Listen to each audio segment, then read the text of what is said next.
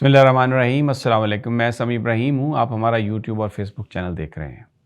آپ کو تازہ ترین صورتحال سے آگاہ کریں گے کہ سپریم کورٹ آف پاکستان میں آج کیا ہوا، پی ٹی آئی کے طرف سے جو وکیل تھے وہ کیا کر رہے ہیں، کیا کو بلنڈر کر رہے ہیں، اور کیا یہ واقعی غلطیاں ہیں یا جان بوجھ کر ایسا کیا جا رہا ہے۔ کیا جو کچھ بھٹو صاحب کے ساتھ ہوا تھا جب وہ جیل میں تھے وہی اب عمران خان کے ساتھ ہونے جا رہا ہے۔ بڑی امپورٹنٹ یہ انفارمیشن ہے جو آپ کے ساتھ میں شیئر کروں گا۔ تھوڑا سا اس سے پہلے میں آپ کو بتانا چاہتا ہوں جو اس وقت ظلم و ستم ہوا ہے اس میں تازہ ترین جو مثال ہیں وہ جمشید دستی۔ ان کے گھر رات کو کچھ اہلکار، کچھ وردی والے، کچھ بغیر وردی والے وہ گئے ہیں اور انہوں نے تشدد کی کارروائیاں کی ہیں۔ جمشید دستی صاحب نے خود ایک ویڈیو کی ہے، سوشل میڈیا پر وہ اویلیبل ہے، جس میں انہوں نے یہ الزام لگایا کہ ان کے گھر لوگ گھسے اور انہوں نے کہا ہے کہ دہشت گردی کی انتہا کر دی گئی ہے، ظلم کی انتہا کر دی گئی ہے۔ یہاں تک انہوں نے کہا ہے کہ ان کی جو اہلیہ ہیں ان کے کپڑے تک جو ہیں وہ اتار لیے گئے ہیں۔ بڑا سنگین یہ گفتگو ہے۔ 4 دفعہ جمشید دستی صاحب قومی اسمبلی کے رکن رہے ہیں۔ اس سے پہلے بھی وہ شریف خاندان کی صحبتوں کا شکار ہو چکے ہیں۔ ان کے جب اٹھا کے جب جیل میں پھینکا گیا تھا تو وہاں پر انہوں نے بتایا تھا کہ سانپ اور بچھو اور پتہ نہیں کیا کچھ ان کے اس میں پھینکا گیا۔ مظفر گڑھ میں وہ غریب آدمیوں کے نمائندہ ہیں، جس طرح عام آدمی پارٹی ہے دلی میں اور وہاں پر ان کی حکومت ہے، اسی طرح جمشید دستی نے بھی اس علاقے میں جو بڑے بڑے لوگوں کا علاقہ ہے، بڑے بڑے ذمہ دار ہیں، وہاں پر انہوں نے عوامی سیاست کی ہے۔ 4 دفعہ قومی اسمبلی کے رکن رہے ہیں، عمران خان کے ساتھ ڈٹ کے کھڑے ہیں، لیکن جو سزا انہیں دی گئی ہے ان کے بقول بڑی سنگین ہے۔ اور وہ تو کہہ رہے تھے کہ میں یہ اللہ سے دعا کرتا ہوں کہ میں مر جاؤں، میں زندہ نہیں رہنا چاہتا، مجھے پکڑو، مجھے مارو، میں ہوں آپ کے مخالفت میں کھڑا، آپ میری بچی میری اہلیہ کے ساتھ آپ نے زیادتی کی اور یہ بہت سنگین ہے۔ یہ جو انہوں نے الزام، کاش کوئی ملک میں ایسا چیف جسٹس ہوتا جو ان چیزوں کا نوٹس لیتا، کاش ہماری عدالتیں جو ہیں آج وہ اس ظلم پر بولتی، لیکن یہاں پر تو ٹیکنیکلٹیز اور قواعد و ضوابط کا نام لے کے اپنی مرضی کے بندے کو اوپر لے جانا ہے، اور جو جن کو اپنا یہ سمجھیں کہ وہ آپ کے دھڑے کے نہیں ہیں، انہیں مرنے کے لیے آپ نے جہنم میں پھینک دیا ہے۔ یہ چیزیں پاکستان کے لیے اچھی نہیں ہیں۔ یہ نفرتیں جو بڑھ رہی ہیں یہ ہمارے ملک کے لیے ٹھیک نہیں ہیں۔ اور دوسری جانب اور پیتھیٹک صورتحال ہے، وہ اور دل کو دکھانے والی صورتحال ہے۔ عمران خان صاحب کے لیے ان کا مقدمہ لڑنے والے جو وکیل ہیں، اب وہ سارے کے سارے ٹکٹوں کے پیچھے پڑ گئے ہیں۔ اب ان کے اپنے مسائل کھڑے ہو گئے ہیں، اب ان کی اپنی سیاست، کیونکہ پی ٹی آئی کا ٹکٹ جو ہے اگر وہ الیکشن لڑتے ہیں تو وہ جیت کی ضمانت ہے، اور پھر جیتنے کے بعد مطلب یہ بھی ان کے پاس چوائس ہے کہ وہ یہ کہہ دیں کہ جی اب تو ہمیں بھی گن پوائنٹ پہ رکھ لیا گیا اور بھلے کسی بھی دھڑے میں چلے جائیں۔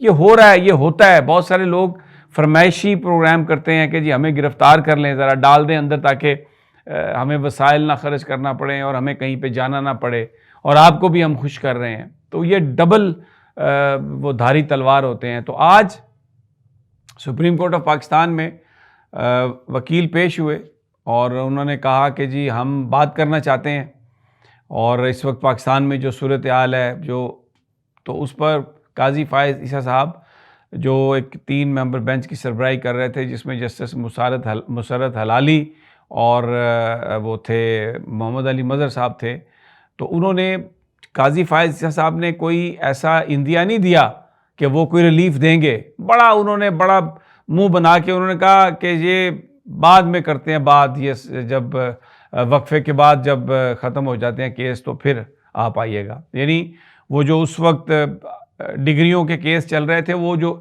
ٹوٹیلٹی میں پاکستان کے لوگوں پہ ظلم ہوا، قاضی صاحب کے نزدیک وہ اہم تھے۔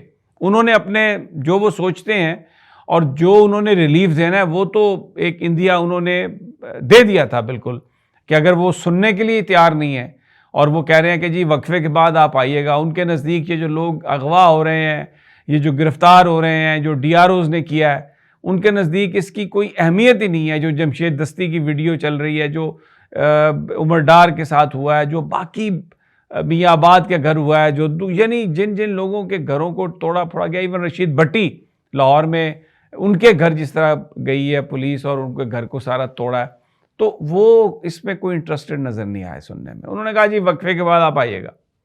اچھا اب وقفے کے بعد کیا ہوتا ہے؟ وقفے کے بعد وکیل صاحب جو ہیں وہ اپنے شاید ان کے نامینیشن پیپرز کا معاملہ ہے, انہوں نے بایو میٹرک کرانی ہے, کیا کرنا ہے, وہ چلے گئے. ہم لوگ سب بیٹھے, میڈیا بیٹھا وہاں پہ انتظار کر رہا ہے, اور وہ جناب وکیل صاحب آئے نہیں پی ٹی آئی کے, اور انہوں نے کیس کو کال کیا اور نہیں تھا, تو عدم پیروی کی بنیاد پر انہوں نے اس کو ریجیکٹ کر دیا, ڈسمس کر دیا. یہ نہیں کیا قاضی صاحب نے کہ اچھا وہ ادھر گئے ہوئے آنے والے ہوں گے یا پتہ کر لیں یا انتظار کر لیتے ہیں, نہ, انہوں نے کہا جی بس یہ تو بہت ہی اچھا ہو گیا, اب یہ ملبہ ہی سارا ہم اس پہ ڈالتے ہیں, وکیل پہ ڈالتے ہیں, اور وہ چلے گئے. لیکن پی ٹی آئی کے وکیلوں نے یہ موقع دیا تو قاضی صاحب نے اس پر چھکا مارا. بالکل یہ آج وہ یہ کہہ سکتے ہیں کہ جناب وکیل ہی نہیں آئے, اور وکیل صاحب باہر جو ہیں وہ وہاں پر انقلاب کے درس دے رہے ہیں یوٹیوبرز کے ساتھ کہ انقلاب آئے گا, اور ہزاروں لوگ آ گئے اور چلے گئے, اور عدم پیروی کی بنیاد پر اندر وہ جو مقدمہ ہے نا قاضی صاحب نے مارا چھکا اور بال باؤنڈری کے باہر. اچھا بہت سارے یہ جو سارے واقعات ہو رہے ہیں اس میں وکیل جو ہے نا ٹویٹر پر بڑے ہمیں نظر آتے ہیں, اپنے انہوں نے یوٹیوب اکاؤنٹ بنا لیے ہیں. عمران کا نام جتنا کوئی بیچ سکتا ہے نا وہ بیچ رہا ہے, مجھے کوئی اعتراض نہیں اس پہ, بیچیں, اور لیکن خدا کے لیے اپنا کام تو کریں.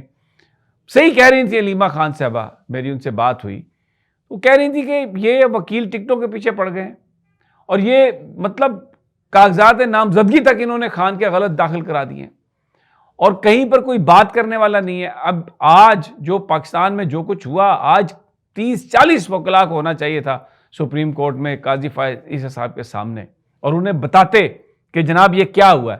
اور پھر میرا دوست صدیق جان بار بار یہ بات کہہ رہا ہے کہ جو کام ان کو کرنے چاہیے تھے انہوں نے نہیں کیے.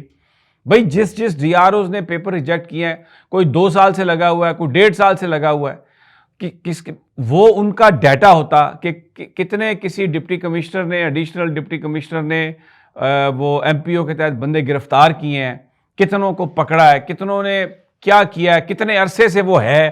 یہ تو ماضی کے لوگ ہیں جو پچھلی حکومت نے اپوائنٹ کیے تھے.